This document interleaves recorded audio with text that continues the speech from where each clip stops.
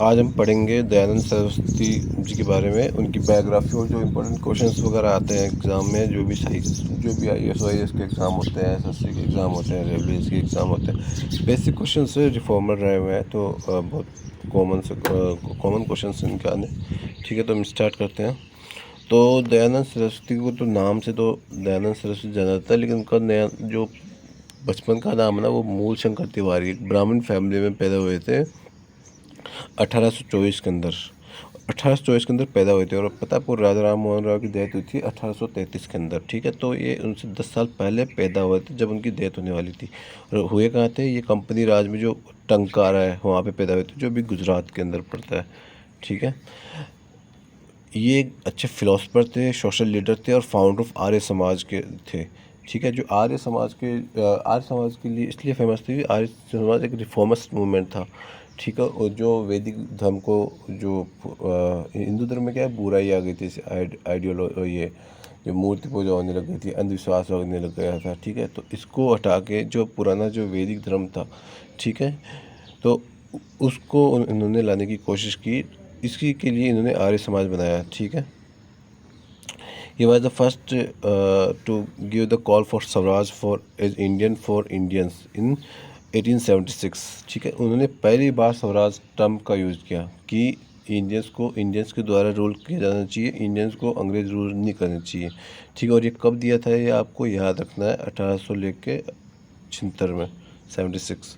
ठीक है, ही work toward reviving इन वैदिक आइडियोलॉजी। ठीक है, तो उन्होंने जो वैदिक आइडियोलॉजीज थी, वैदिक धर्म मतलब वो ऋग्वैदिक काल की बात कर रहे हैं। ठीक है, जब लड़कियों की कंडीशन सही थी, जब उनकी इज्जत की जाती थी, उनको यज्ञ में बैठने की परमिशन दी जाती थी, पढ़ने की परमिशन दी जाती थी, शादी भी थोड़ी लेट होती थी 18-19 साल के अंदर। ठीक है, तो उस टाइम की बात कर रहे थे। ठीक है, तो उनको रिवाइव करने की बात कर रहे हैं ये। और philosopher and president vice president रहे हुए जो एस राधाकृष्णन, ठीक है, उन्होंने उनको मेकर्स ऑफ मॉडर्न इंडिया कहा था। ठीक है, तो ये चीज़ आपको याद रखनी है, एग्जाम में आ सकता है, पूछ सकता है। Dayanand Saraswati advocated the doctrine of Karma and re incarnation. ठीक है, तो इन्होंने जो री इनकारनेशन होता है, पुनर्जन्म होता है, और कर्मा होता है, ठीक है, उसके डॉक्ट्रिन को एडवोकेट किया। तो यहाँ भी याद रखना है, he emphasise the Vedic ideas of brahmacharya including celibacy and devotion to God. ठीक है, तो इन्होंने जो मेन जो ब्रह्मचर्य होता है, सेलिबेसी होती है, ठीक है, तो जो पुराने होते हैं गृहस्थाश्रम, ठीक है, गृहस्थाश्रम, ब्रह्मचर्य, संन्यास आश्रम। ठीक है, तो इनमें सेलिबेसी होती थी और ब्रह्मचर्य होता था। ठीक है, इनके ऊपर एम्फसाइज किया था। ठीक है, Dayanand Saraswati contribution were his promotion of equal rights of women. ठीक है, तो हम पहले बोल चुके हैं कि इन्होंने जो वैदिक परंपरा है उसको फॉलो करने की कोशिश की थी, उनको रिवाइव करने की कोशिश की थी, जिस टाइम पे जब औरतों को बराबर हक हुआ करता था, राइट्स हुआ करता था, यज्ञ में, पढ़ाई में, प्रॉपर्टी में। ठीक है, तो उसकी बात करा करते थे वो। ठीक है, और right to education and reading of Indian scriptures. ठीक है, तो ये भी एक बात याद रखनी पड़ेगी, उन्होंने फोकस किया था कि वे जो इंडियन लोग थे वो एजुकेशन, जो वेदास है उसकी पढ़ाई करें। ठीक है, his commentary on Vedas from Vedic Sanskrit इन संस्कृत। ठीक है, उन्होंने कमेंट्री लिखी थी वेदास की हिंदी और संस्कृत दोनों लैंग्वेज में, तो ये आपको याद रखना है। ठीक है, उनका ये मानना था कि जो हिंदू धर्म में जो पंडित थे, उन्होंने खुद को अपने भगवान से बड़ा मान लिया था। ठीक है, उन्होंने बड़ा चढ़ा के रूढ़िवादी चीज़ें घुसा दी थी उसके अंदर। ठीक है, और ख़राब कर दिया था, मिसलीड किया था सोसाइटी को अंधविश्वास के थ्रू। ठीक है, तो उन्होंने आर्य समाज की स्थापना की और 10 यूनिवर्सल प्रिंसिपल दिए। ठीक है, ताकि, और उन्होंने वेदास को प्रमोशन करने के लिए अपनी कोशिश की। ठीक है, ये उनका सिंबल है आर्य समाज का, ये आपको याद रखना है। Arya Samaj condemn the practice of different religion and communities. ठीक है, तो आर्य समाज क्या था, थोड़ा सा ये हिंदू धर्म से थोड़ा सा अलग था। ठीक है, तो उन्होंने आइडल वर्शिप जो होती है, ठीक है, एनिमल जो सेक्रिफाइस होता है, जो ऐसे घूमने जाती तीर्थ यात्रा होती है, ये पंडित होता है तो पंडित क्या एक ही जाति का बनता है, ब्राह्मण बनता है, तो दूसरी जातियों को भी इन्होंने फोकस किया कि दूसरी जाति के भी बनने चाहिए। और एक धर्म को धंधा बना रखा था ना, उसका विरोध किया था उन्होंने।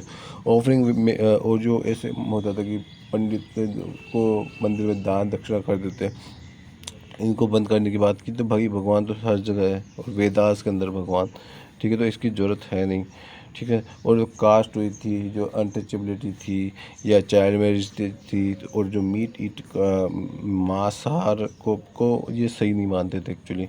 और यही एक रीज़न था, यही कुछ रीज़न थे जैसे मीट वाला था।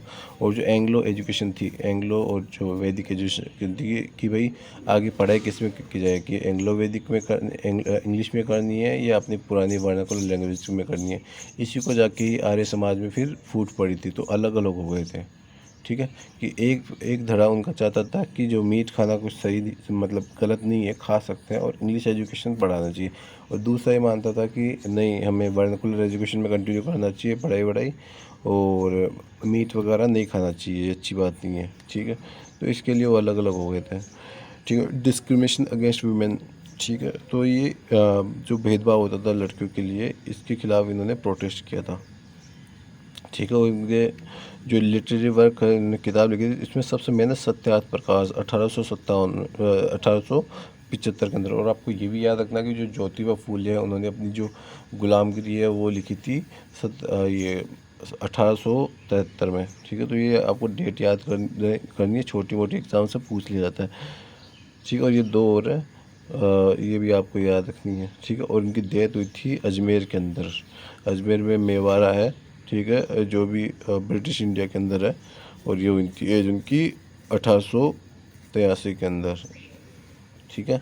और ये जब इंडियन नेशनल कांग्रेस की स्थापना से 2 साल पहले ख़त्म हो गए थे। और ये इनका मेमोरियल टाइप का सा है, ठीक है। तो ये आपको लेक्चर आज का ख़त्म होता है, नेक्स्ट लेक्चर में मिलते हैं।